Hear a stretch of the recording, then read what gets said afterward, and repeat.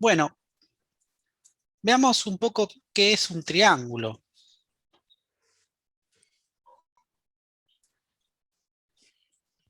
¿Qué les parece? A ver, triángula puse, no sé por qué. Triángulo, como la palabra lo dice, ¿qué es lo que es? ¿Tres qué? Tres ¿Sí? Tres ángulos. lados. Tres ángulos. Sí, es una figura que Tres tiene tres lados. lados, pero triángulo viene de tres ángulos. Porque en realidad lo que es un triángulo sería la intersección de los tres ángulos que lo conforman. ¿Sí? Entonces, esa sería la definición formal. Pero bueno, después podemos decir que esa figura tiene tres lados y todo lo demás. Bueno, esto sería un triángulo, ¿no?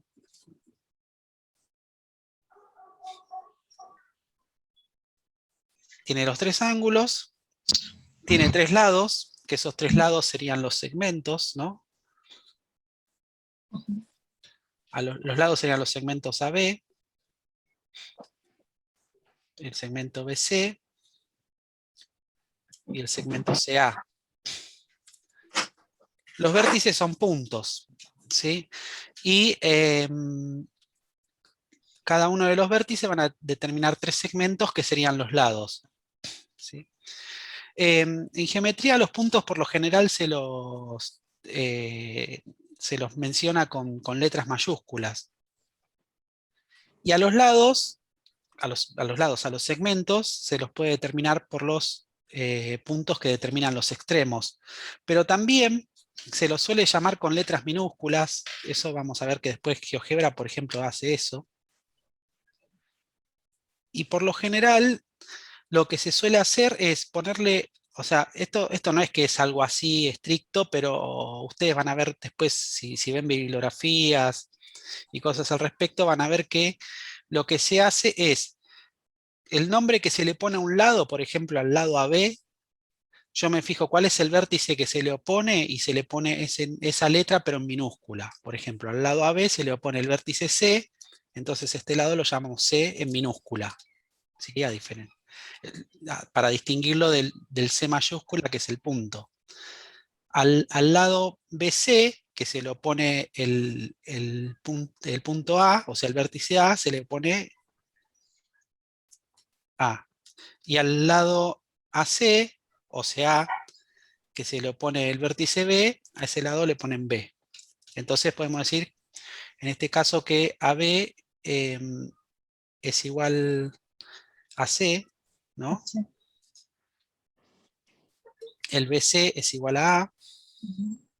y el CA es igual a B. Y esa sería otra forma también de llamar los lados. A veces uno, para no andar con tanto AB, BC, que a veces como que uno marea, entonces se le pone así nombres y se simplifica un poco la cosa. Em, los ángulos yo los puedo llamar, por ejemplo, de distintas formas también. A los ángulos se los puede llamar con letras griegas, por ejemplo, le puedo poner alfa a este ángulo, ¿no? A este ángulo le podría poner la letra beta, y a este ángulo le podría poner delta, por ejemplo, por decir algo, ¿no? Pero también a los ángulos se los menciona con tres puntos, por ejemplo, el ángulo alfa, ¿no? El ángulo alfa yo voy a decir que sería el ángulo que está determinado por los puntos B a C, y voy a poner en el medio siempre el punto que me indica el vértice, ¿no? O sea, por ejemplo, en este caso sería BAC, o sea, el ángulo este alfa sería BAC, ¿sí? Y lo pongo con el angulito ahí arriba. Si hubiese puesto CAB hubiese sido lo mismo. Lo que importa es el punto que me indica el vértice en el medio, ¿sí? Por ejemplo, el ángulo beta, yo podría decir que es el ABC, por ejemplo, ¿no? El ángulo ABC. Y el ángulo delta,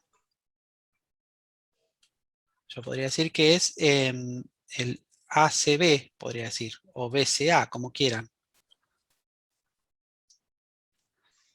¿Sí? Esas serían formas distintas de mencionar los ángulos. con esta forma yo no necesito ponerle otro nombre, simplemente me fijo en los puntos que lo determinan y ya está. Ahora, si yo no quiero andar con mencionando tantos nombres, o sea, BCA, BAC y todas estas cosas, lo que puedo hacer es ponerle nombres a los ángulos con letras griegas. Pero otra forma también que a veces simplifica mucho y que vamos a utilizar mucho en estos días es cuando no hay ambigüedades, con mencionar solamente el vértice, yo ya puedo mencionar el ángulo. Por ejemplo, no hay otro ángulo que tenga como vértice A en este caso. Entonces yo puedo decir que este ángulo lo puedo llamar así, simplemente el ángulo A. Y en este Ujú. caso no hay otro ángulo que tenga vértice B, entonces puedo decir el ángulo B y sé que estoy hablando del ángulo B del triángulo, ¿sí? Y en este caso, como no hay otro ángulo que tenga el vértice C, puedo llamarlo también simplemente C. Esas serían distintas formas de llamarlo. Bien.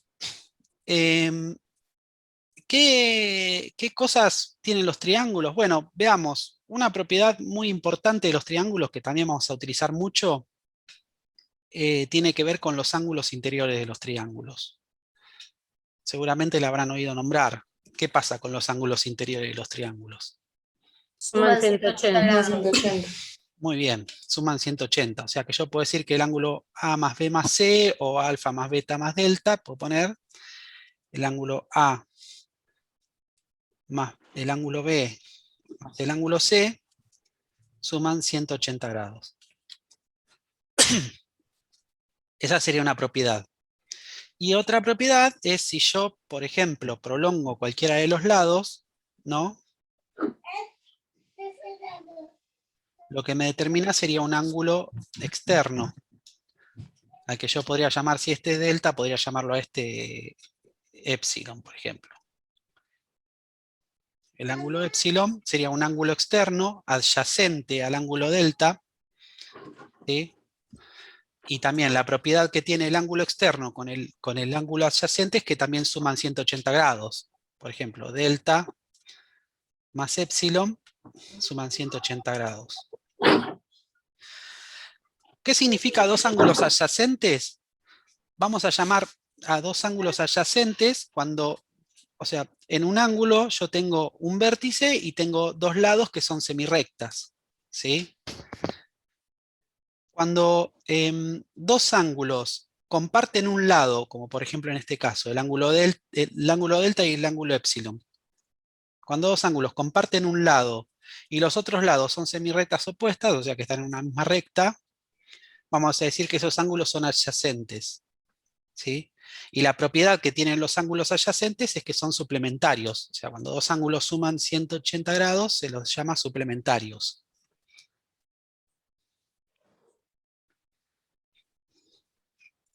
No es que todos los ángulos suplementarios sean adyacentes, ¿no? Pero sí todos los ángulos adyacentes son suplementarios. Ya dijimos, para que sean adyacentes, o sea, estos sean ángulos adyacentes, para que sean ángulos adyacentes tienen que compartir un lado y los otros dos lados tienen que determinar una recta.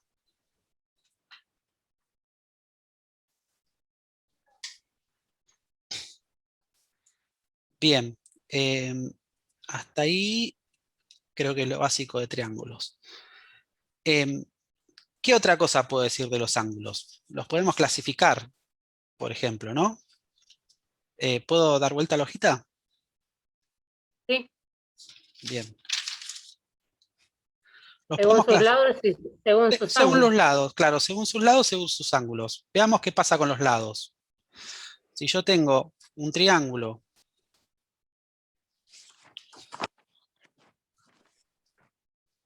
¿no?, que tiene tres lados distintos,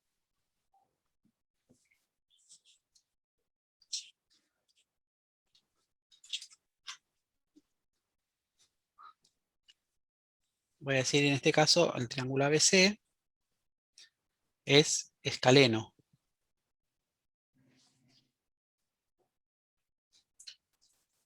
¿sí? Al triángulo que tiene sus tres lados distintos se lo llama escaleno y ese triángulo no tiene ninguna particularidad. Si yo tengo un triángulo que tiene, por ejemplo, dos de sus lados iguales.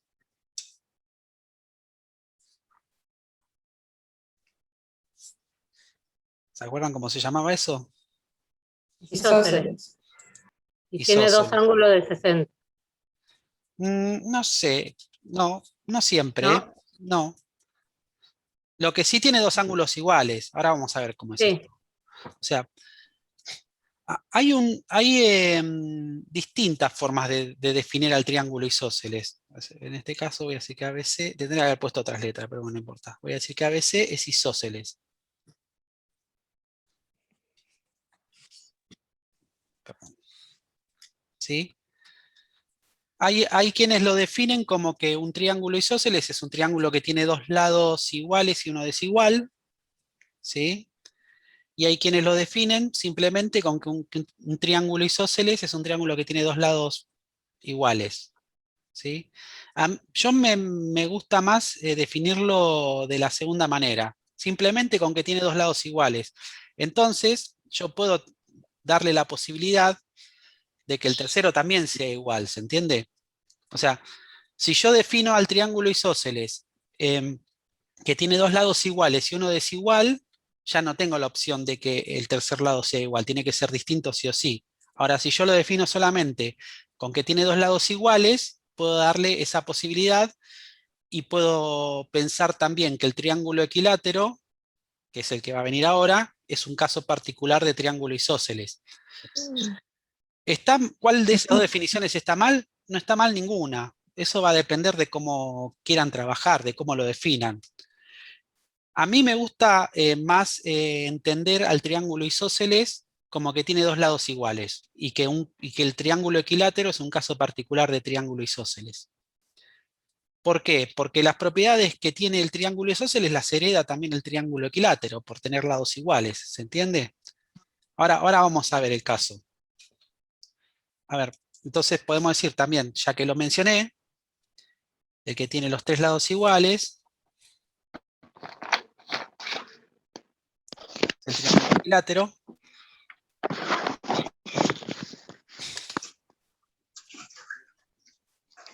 En este caso decimos que ABC es equilátero.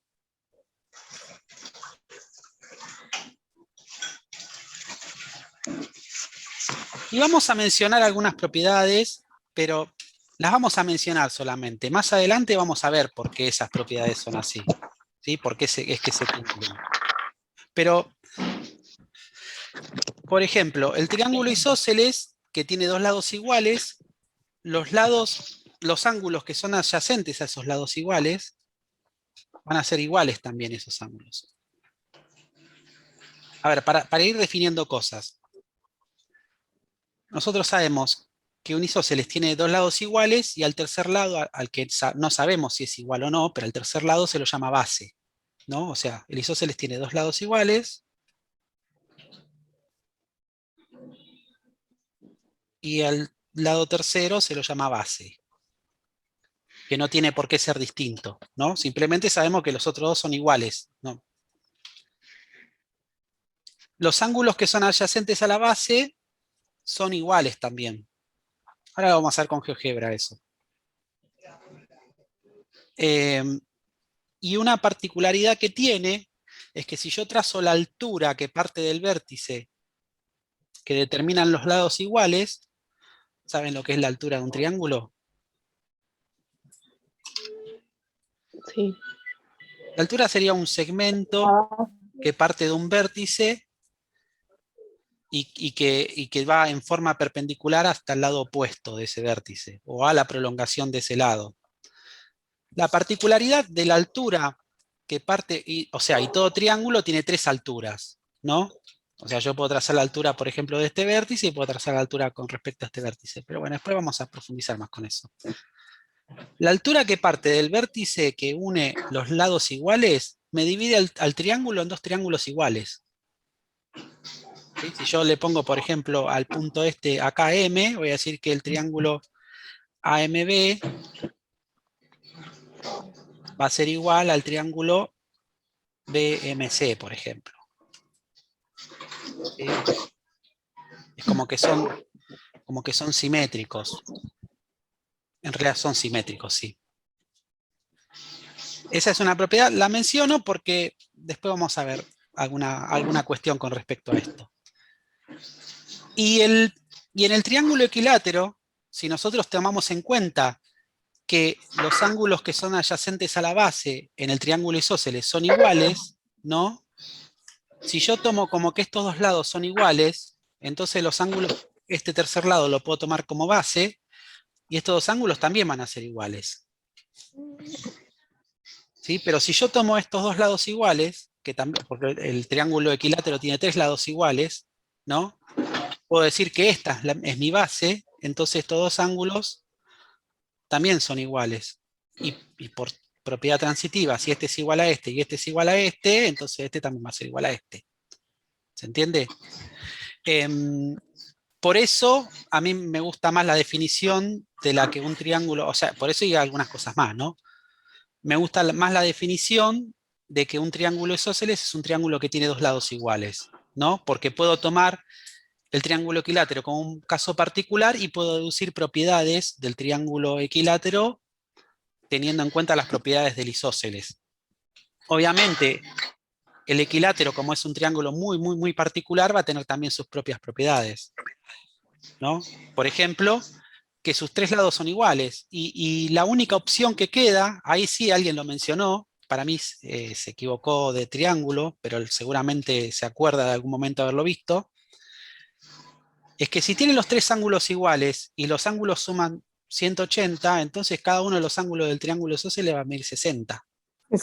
Sí, yo me equivoqué. O sea, este mide 60, este mide 60 y este mide 60.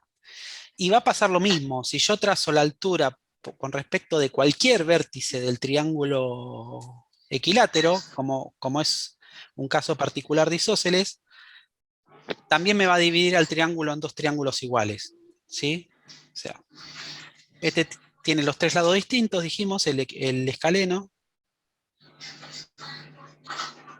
Tres lados distintos, dos lados iguales, y este tiene tres lados iguales.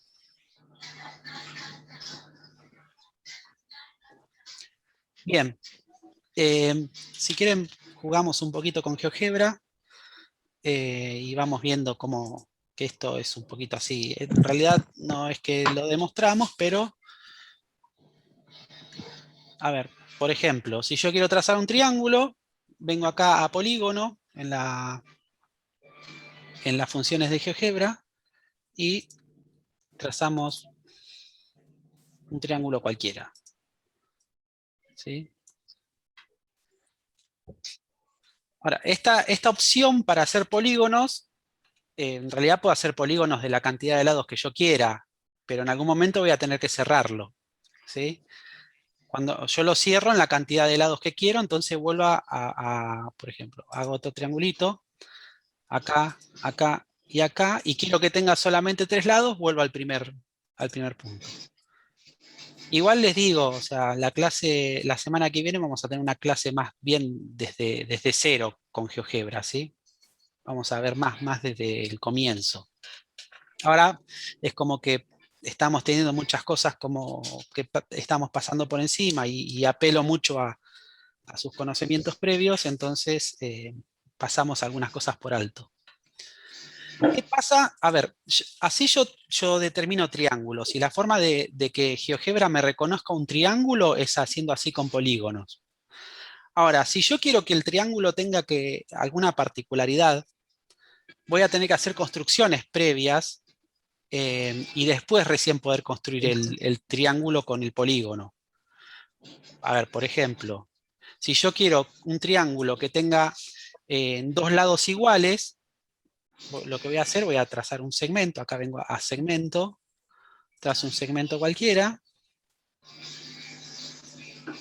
y lo que voy a hacer es usar circunferencias, porque la circunferencia lo que tiene es que yo tengo, en una circunferencia yo tengo un centro y tengo una distancia, entonces todos los puntos que de la circunferencia tienen la misma distancia con respecto al punto I, que está acá. Entonces, cuando yo trazo circunferencia, también estoy trazando distancias, ¿sí? Y cuando uso el compás, si lo mantengo siempre en una misma apertura, estoy trazando lugares donde tengo siempre la misma distancia, y eso a veces es muy útil. Por ejemplo, yo quiero que un lado del triángulo tenga esta distancia, ¿no? Pero quiero que el otro lado tenga la misma distancia, entonces voy a trazar una circunferencia con el mismo radio en el otro extremo. Pero acá lo que voy a hacer, no es que pueda hacer así al azar circunferencias iguales, pero sí hay una función en GeoGebra que se llama compás, en donde yo mido la distancia esta que yo tengo acá y la pongo en el otro extremo, ¿sí? En este punto que quedó acá, a ver, vamos a hacer más chiquito esto para que se vea.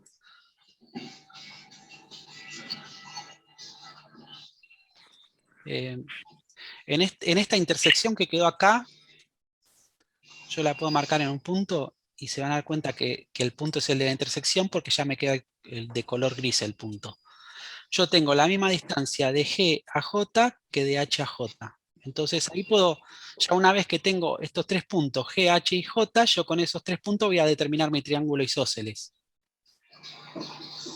Es más, puedo ocultar todo lo otro para que no me estorbe. Bueno, antes de hacer el triángulo, vamos a ocultar y vamos a dejar lo que a mí me interesa solamente. Yo voy a ocultar esta circunferencia, la voy a ocultar esta circunferencia. Total, lo único que me interesa es este punto, que sé que tiene la misma distancia. Y voy a ocultar también este segmento. Vengo acá a la opción de ocultar, ¿no? Presiono lo que quiero ocultar y cuando quiero que ya no se vea, voy a la flechita y ya no se ve. Ahora, este punto que está acá lo voy a seguir manteniendo porque es el que me mueve la circunferencia original y es el que hace que esto tenga, o sea, tenga distintas medidas. Entonces venimos acá y tenemos ya el triángulo isósceles, ¿sí? Y vamos a ver si lo puedo correr.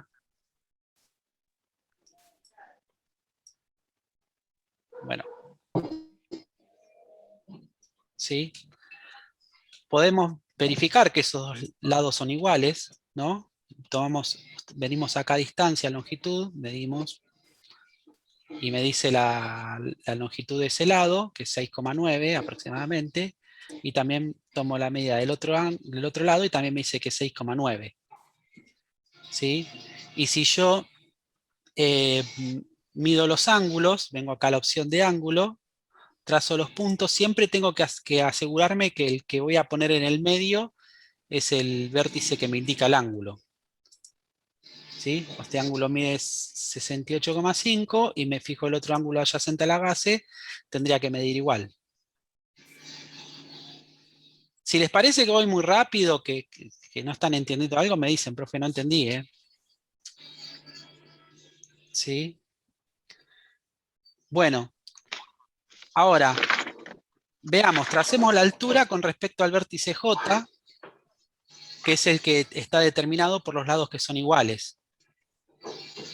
Entonces para eso voy a tener que venir a la opción de perpendicular, y voy a trazar la perpendicular a este lado, al lado GH, que pase por J.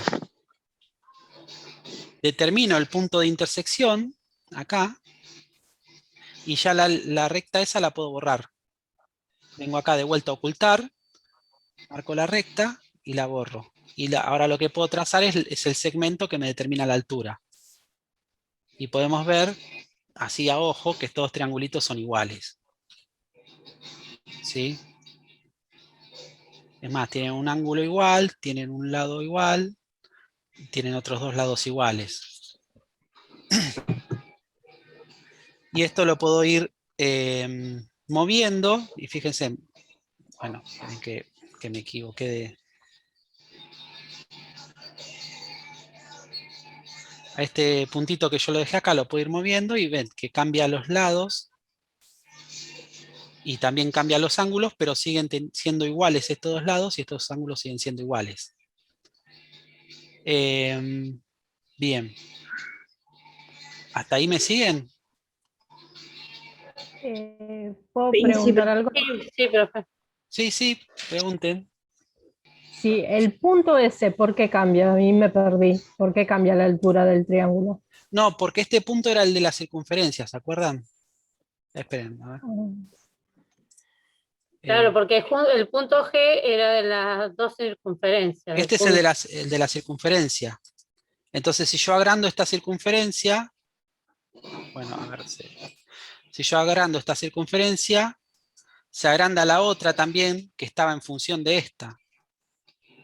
Entonces se mueve el punto J. Pero como eran dos circunferencias, siguen teniendo los lados iguales. O sea, va a cambiar la longitud, pero van a seguir siendo iguales. Está bien. Igual, tranquilas, que vamos a tener la clase la semana que viene, no la clase que viene, la semana que viene vamos a tener una clase más desde cero y en profundidad de GeoGebra, ¿sí? Como para que empecemos, para que empiecen a usarlo. Bueno, y el caso en que yo quiero que sea isósceles, a ver si yo medio a ojo como que no puedo, pero lo que tendría que hacer es que esta circunferencia sea igual que el lado que pase por ahí, ¿no? Que la circunferencia tenga la misma longitud del lado, entonces yo ya sé que los tres lados son iguales. Igualmente, así a ojo no lo puedo determinar porque fíjense que el ángulo no me dio 60, me dio 60,2. Si yo quiero que quede exacto, no lo puedo hacer así a ojo, lo tengo que hacer preciso. Bueno, borro todo esto, hacemos un triángulo equilátero, ¿les parece? Si quieren. Si yo quiero hacer, tomo un segmento cualquiera, agarro la circunferencia y sí o sí, para que sea equilátero, la circunferencia tiene que tener la misma longitud que el segmento. Entonces, ahora vengo al compás y tomo la medida de esta circunferencia y la ubico en el otro vértice. Entonces ahí selecciono un punto en la intersección. Yo me doy cuenta cuando el punto pegó en la intersección es porque queda de color negrito, gris. Si queda azul es porque le pifié. Lo más correcto sería usar acá intersección, ahí es más preciso. ¿Sí? Yo Así también selecciono. se mide la mediatriz, ¿no? Sí, también se calcula, se construye la mediatriz también de una forma parecida. Bueno, entonces, ahora trazamos el triángulo y este triángulo sí es isósceles. Ocultamos las circunferencias, perdón, isósceles, es equilátero. Es isósceles también, ¿no? Pero es equilátero en particular. Y podemos ver que las distancias son 6,3, 6,3 y 6,3. Y los ángulos me van a dar exactamente de 60.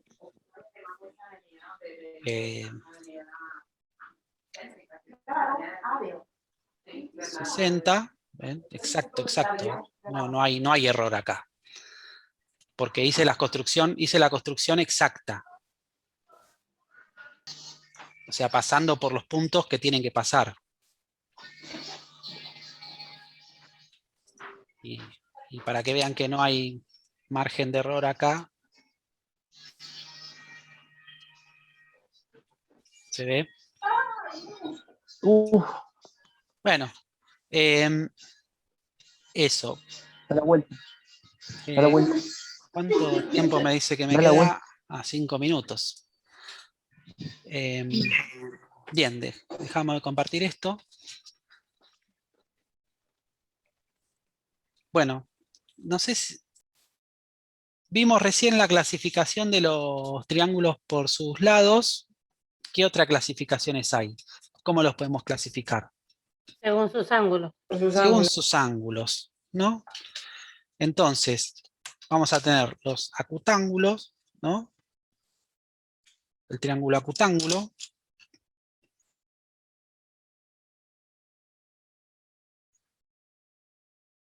El triángulo obtusángulo.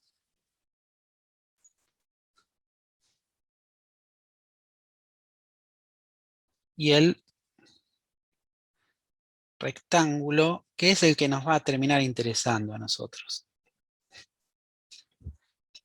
Bueno, ¿qué es un triángulo acutángulo? Bueno, un triángulo acutángulo tiene ángulos agudos. ¿Cuántos ángulos agudos va a tener? 3. Los tres ángulos agudos. O sea que la definición del triángulo acutángulo es que tiene 3 ángulos agudos. 3 ángulos menores a 90 grados.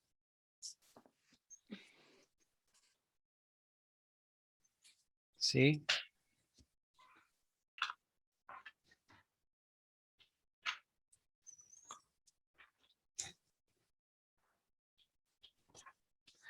El triángulo obtusángulo, ¿qué va a tener? Triángulo mayor a 90. Sí, el ángulo obtuso es el ángulo mayor de 90, pero ¿cuántos va a tener?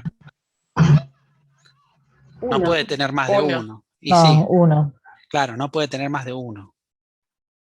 Entonces, fíjense en la definición, porque la definición no tiene que admitir ambigüedades, ¿no? Yo al triángulo obtusángulo lo defino que tiene un ángulo obtuso, porque no puede tener más de uno. O sea, si la suma de los ángulos interiores mide 180, no puede tener dos ángulos que sean mayores que 90.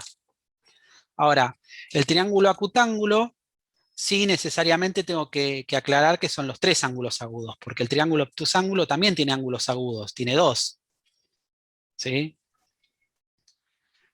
Y después tengo el rectángulo, que tiene también un ángulo recto, ¿no? O sea, no puede tener tampoco más de uno.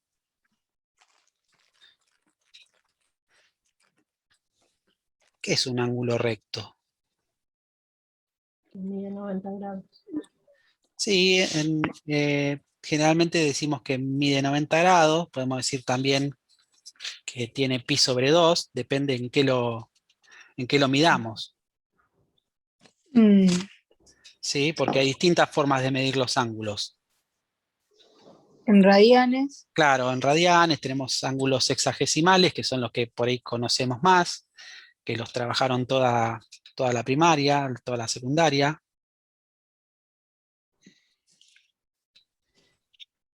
Hay ángulos gradianes también, que un ángulo recto mide 100 grados, por ejemplo.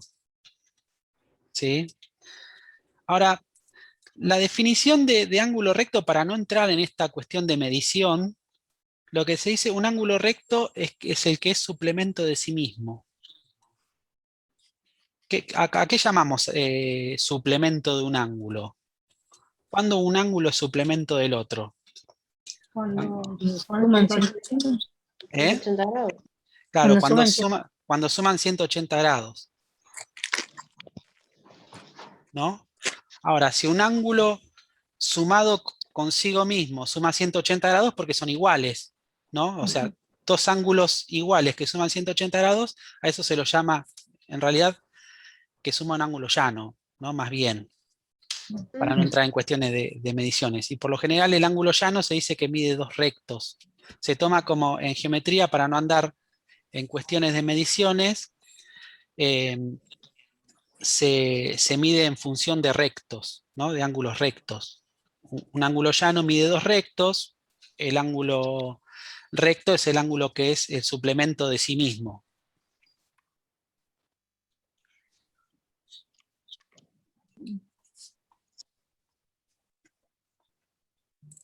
Pero bueno, son cosas que vamos a ir manejando con el tiempo, ¿sí?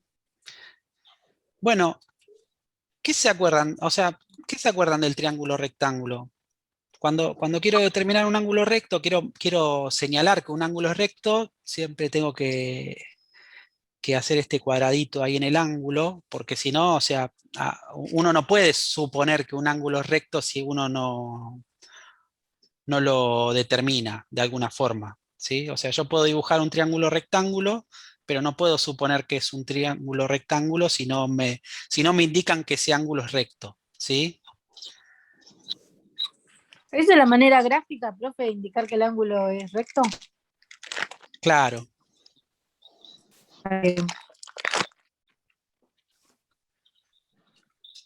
Bueno, ¿qué sabemos de los triángulos rectángulos? Que bueno, que dijimos que son los que nos van a interesar a nosotros. Voy a dar vuelta a la hojita y voy a dibujar otro triángulo rectángulo acá. No sé, siempre lo usan para Pitágoras. Exactamente, exactamente. Triángulo, rectángulo, cualquier problema, Pitágoras. Y es tan particular el triángulo rectángulo que hasta cada uno de sus lados tienen nombres, ¿no? Sí. Si yo tomo en cuenta, a ver, por ejemplo, ABC, el ángulo recto, voy a decir que el lado que se opone a ese ángulo recto se lo llama hipotenusa. Ah, listo. ¿Sí? Y a los lados que conforman el ángulo recto se los llama Cateto. catetos. ¿Sí? No existe esto de cateto mayor, cateto menor, ni nada, o sea, son catetos, ¿sí? ¿Y qué es lo que decía el teorema de Pitágoras con respecto a esto? Que la suma del cuadrado de los catetos es igual al cuadrado de la hipotenusa. A ver, ojo cómo lo enunciamos, ¿no? Porque si yo digo la suma del cuadrado De los catetos de los es igual. catetos, La suma de los cuadrados, ¿no? sí, la suma del cuadrado de los Ah, los cuadrados catetos de los catetos es igual a la hipotenusa al cuadrado, porque muchas veces se lo suele enunciar como que la suma de los catetos al cuadrado, entonces si yo digo la suma de los catetos al cuadrado, supongamos que este cateto lo voy a expresar así, con C sub 1 más C sub 2. Si yo digo la suma de los catetos al cuadrado, estoy diciendo esto, ¿sí? Y no es lo mismo. Es igual a la hipotenusa al cuadrado, pero esto no. La forma correcta de enunciarlo sería la suma de los cuadrados de los catetos, como habían dicho ustedes. O sea que cateto al cuadrado más cateto al cuadrado es igual a la hipotenusa al cuadrado. Un poco de historia, porque, a ver, el teorema de Pitágoras tiene uso desde momentos inmemorables. Los babilónicos lo utilizaban, los egipcios lo utilizaban para la albañilería, por ejemplo, para saber que un ángulo era recto, ¿no? O sea, yo puedo decir, o sea, esto sería un teorema, ¿no? Por ejemplo, el teorema de Pitágoras, la suma de los cuadrados de los catetos es igual a la hipotenusa al cuadrado. Ahora, yo puedo usar lo que se llama el teorema recíproco, es que si yo digo, si hay un triángulo en el cual la suma de los cuadrados de dos de sus lados es igual al cuadrado de un tercer lado, puedo decir que es un triángulo rectángulo. Lo que utilizaban los babilonios, los egipcios, era eso. Sabían que si podían lograr que un triángulo cumpla con esa condición, entendían que era un triángulo, que era un ángulo recto. ¿Sí? Ahora, no se sabe cómo los babilonios o los egipcios llegaron a esos conocimientos. Lo que sí sabemos es que los que pudieron demostrar de alguna forma el teorema de Pitágoras son los griegos. Y hay una forma muy gráfica que me gustaría mostrárselos para ver cómo se supone que Pitágoras demostró su teorema, ¿no?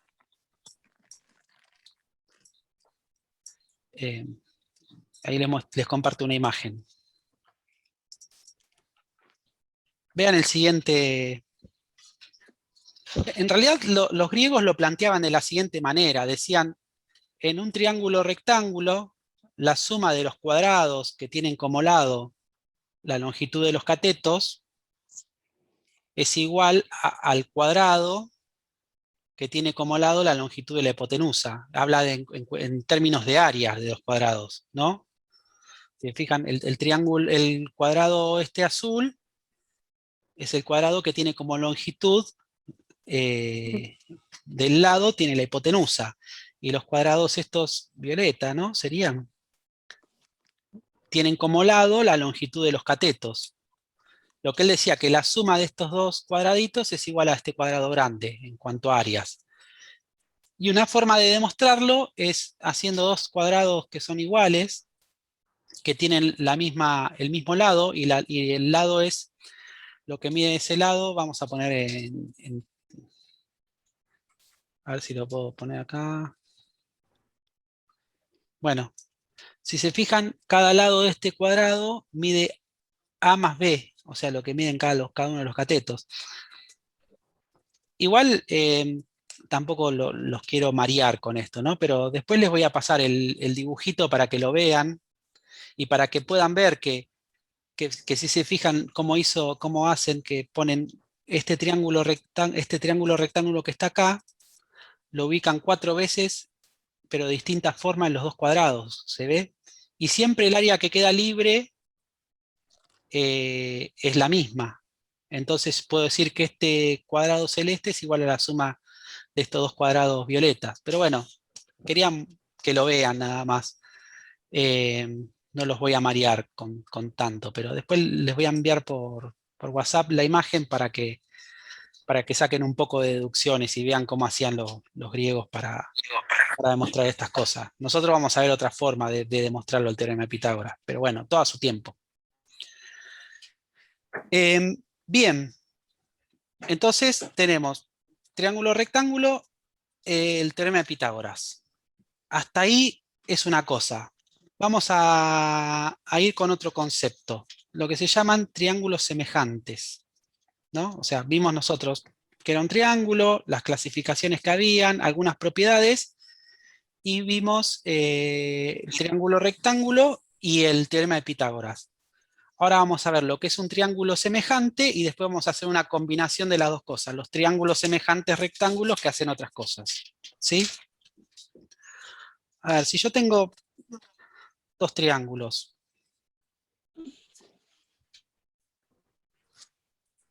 bueno, parece rectángulo, pero no necesariamente tiene por qué serlo. Este es el triángulo ABC y este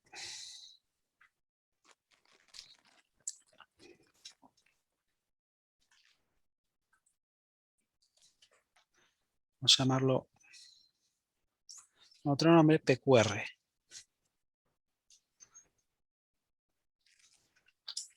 Bien, ahora vamos a decir, esto dijimos que eran triángulos semejantes.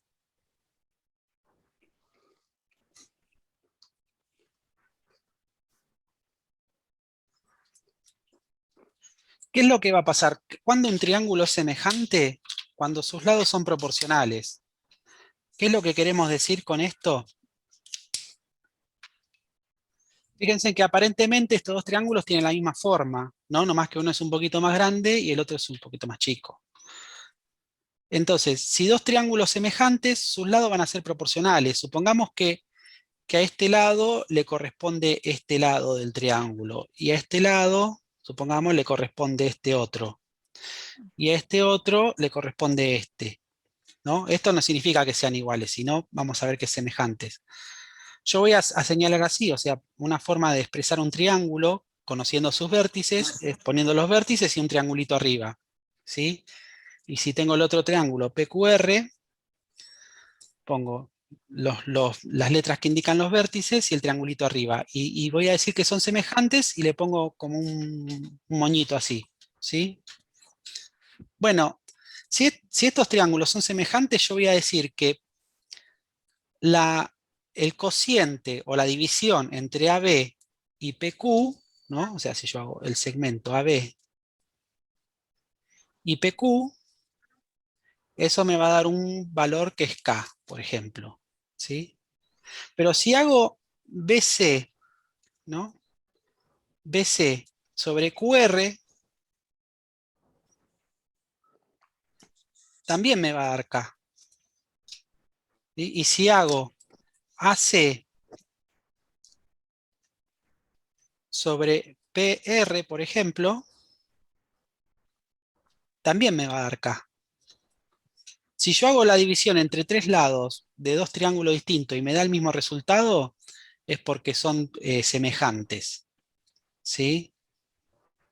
O sea, yo a esto puedo decirlo de otra forma también. Puedo decir que esta me va a servir. AB es igual a PQ por K, por ejemplo. O puedo decir que BC es igual a QR por K, o puedo decir que AC es igual a PR por K. Ahora, si esta constante K es mayor que 1, el triángulo va a ser más grande. Si es menor que 1, el triángulo va a ser más chiquito, ¿sí? Si es entre 0 y 1. Ahora, los lados van a ser proporcionales, pero yo no puedo, si los ángulos tienen una medida, los ángulos van a ser más grandes, porque en realidad los ángulos tienen que seguir sumando 180. En este caso, los ángulos van a ser iguales. Una propiedad que tienen los triángulos semejantes es que sus lados son proporcionales, pero los ángulos siguen siendo los mismos. ¿Sí? Entonces, una forma de saber que dos triángulos son semejantes es que si tienen dos ángulos iguales. ¿Por qué solamente dos ángulos? Porque si dos ángulos son iguales, lo que me falta para llegar a 180 también va a ser lo mismo. Entonces, con saber que tienen dos ángulos iguales, yo puedo saber que dos triángulos son semejantes. ¿Sí? Bueno, ahora supongamos que, bueno, ahora vamos a ir con triángulos rectángulos, ¿no? Vamos a hacer un triángulo rectángulo.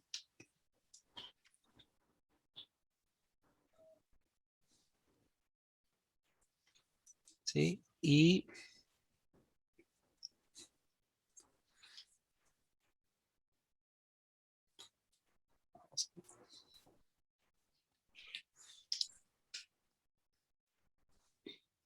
un triángulo rectángulo cualquiera, que este sería A, B y C, ¿no? Y tengo un ángulo alfa que conozco que tiene, ¿sí? Una forma de determinar polígonos semejantes en general es tomando un vértice, dejándolo fijo, prolongar dos de los lados que conforman ese vértice, por ejemplo, ¿sí?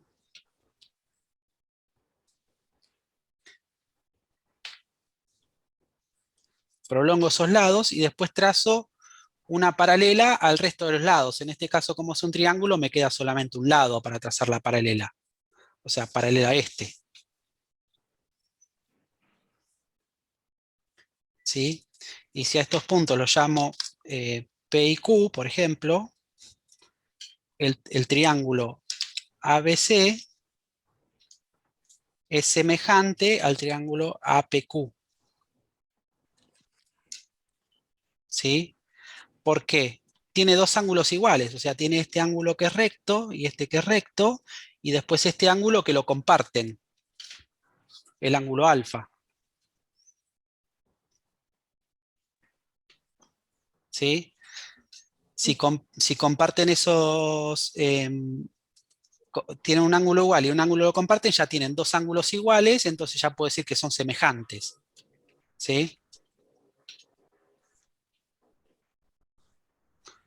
Entonces, por ejemplo, yo puedo decir que, en este caso, ¿no? Que AB,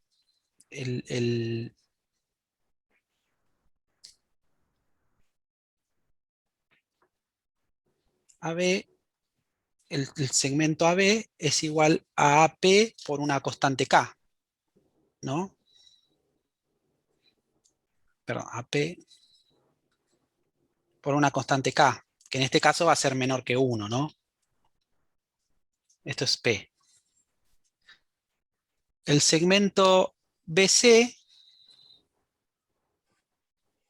puedo decir que es igual a PQ por la misma constante K, ¿no? Porque son triángulos semejantes.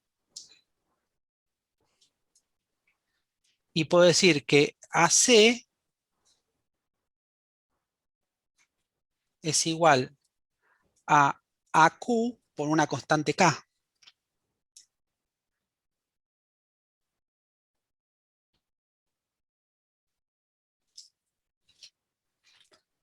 Entonces, si yo quiero hacer, por ejemplo, quiero hacer la división entre PQ sobre AQ, por ejemplo. ¿no? Quiero hacer esta división.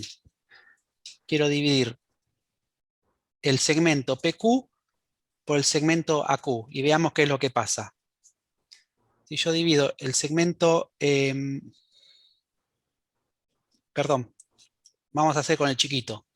El segmento BC lo voy a dividir por el segmento AC, ¿sí? O sea, el segmento BC lo voy a dividir por el segmento AC. El segmento BC dijimos que era PQ por una constante K, ¿no? Ujú. Y el segmento AC dijimos que era AQ por una constante K. Ujú. Si tengo la constante acá, K, y la constante K acá, la puedo simplificar. Mm. Y me queda que BC sobre AC es igual a PQ sobre AQ. Ujú. ¿Sí? Entonces, también hay otro tipo de razones que nosotros podemos ver. Si yo tengo, o sea, fíjense, los lados van a cambiar la longitud. Y yo puedo hacer otro triángulo más grande y voy a llegar a la misma conclusión también, ¿no? O sea, que si yo hago el segmento que es relativo a este BC y lo divido por el que es relativo a AC, siempre me da el mismo resultado, ¿sí? Esto tiene un nombre que son, o sea, lo que se llaman razones trigonométricas, porque ¿qué pasa? Los lados cambian, pero lo único que se mantiene constante es el ángulo alfa, por ejemplo.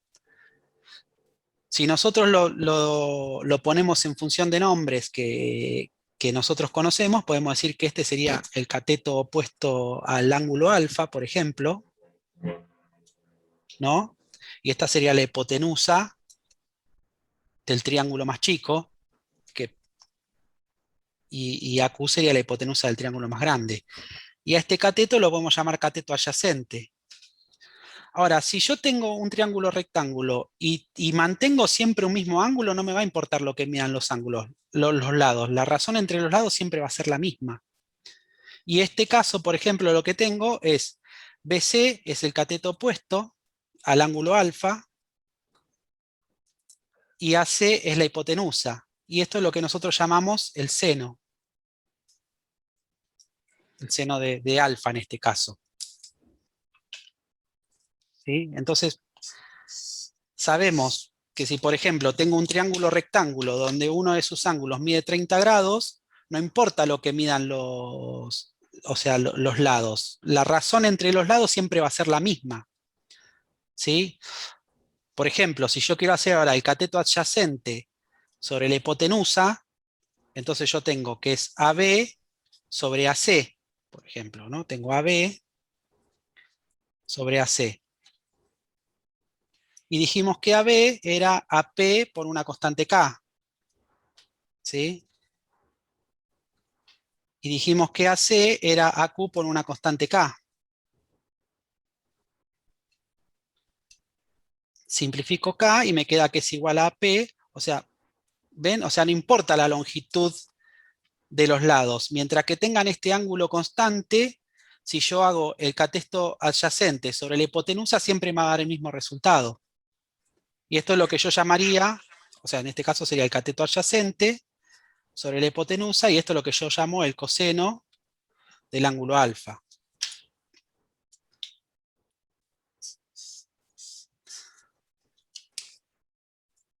¿Me dice cuánto tiempo queda? No. Ah, 7 minutos.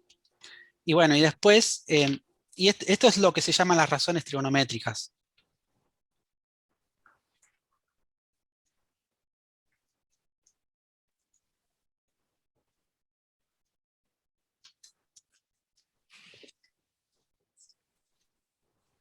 Bien. Me queda una razón trigonométrica más, que si yo hago el cateto opuesto sobre el cateto adyacente, que sería lo mismo deducir esto también, si yo tengo el cateto opuesto sobre el cateto adyacente, lo que me da es la tangente del ángulo alfa en este caso.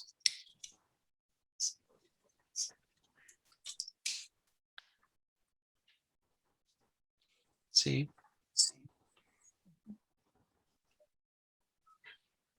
Bueno, a ver, veamos un ejemplo. ¿Copiaron? ¿Puedo cambiar? ¿Sí? Sí,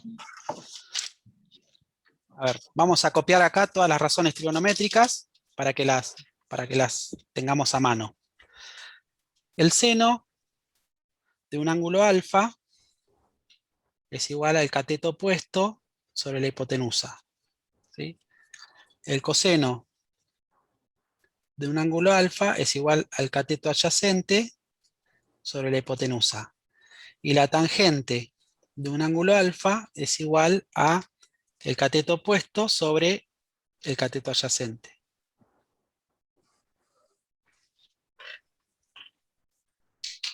Vamos a recordarlas acá. Si yo tengo, por ejemplo, vamos a hacer un triangulito rectángulo, así nomás.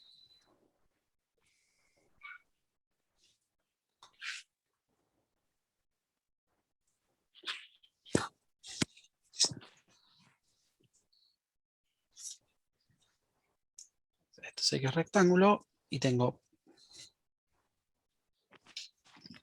Conozco que por ejemplo, la hipotenusa de este triángulo mide 20, vamos a poner centímetros como para que...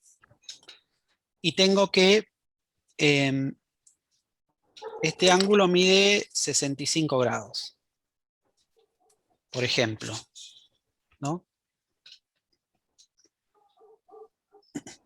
Ahora, ¿cómo yo sé las razones trigonométricas con respecto a 65 grados? Bueno, para eso vamos a tener que utilizar la calculadora, ¿sí? Ahora vamos a ver cómo se utiliza. Y yo quiero calcular estos lados que lo voy a llamar X e Y, por ejemplo. Digo, bueno, para calcular, por ejemplo, X, me fijo. ¿Qué tengo como datos? Tengo el ángulo y tengo la hipotenusa. Ahora, X es un cateto. Tengo que ver también qué cateto es para ver qué razón trigonométrica voy a utilizar. Es el cateto que es adyacente al ángulo de 65. Entonces, si tengo cateto adyacente y tengo hipotenusa, lo que voy a utilizar es el coseno. ¿Sí? Entonces, veamos, el coseno del ángulo alfa, que yo en este caso sé que es 65 grados, va a ser igual al cateto opuesto, que vale X, sobre la hipotenusa, que es 20. Para hacer operaciones quitamos todas las unidades, ¿sí? En matemática las quitamos. Entonces, ¿qué hago? Este lo paso multiplicando para acá, ¿no? Y me quedaría que 20 por el coseno de 65 es igual a X. Yo prefiero aplicar a lo último el coseno, porque en realidad como esto me va a dar números con muchos decimales, y para no arrastrar tanto error, prefiero hacer la cuenta toda junta en la calculadora. Entonces, veamos, llamamos a... No, me equivoqué de... Ah, no, acá está.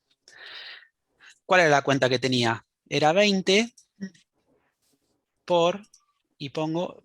fíjense en que la calculadora siempre esté en DEG, la calculadora. Si está con la R arriba, no lo voy a poder utilizar, tiene que tener una D. En este caso yo ya me cercioré de que esté, no se ve acá. Lo multiplico por el coseno de 65. Y me da el resultado. 8,45 aproximadamente.